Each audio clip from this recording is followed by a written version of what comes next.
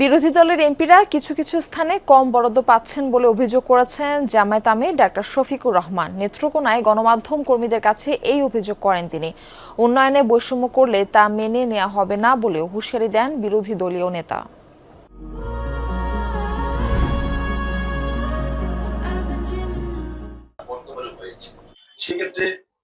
Netrokona circuit হাউসে গণমাধ্যম কর্মীদের সাথে কথা বলেন জামায়াত আমির ডাক্তার শফিকুর রহমান।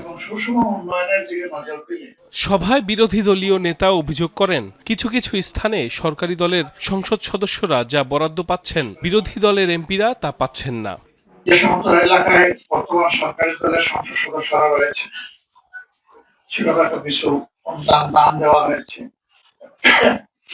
সেই সমস্ত এলাকায় যা দেওয়া হয়েছে বিরোধী দলীয় সদস্যদের ওখানে তা দেওয়া হয়নি।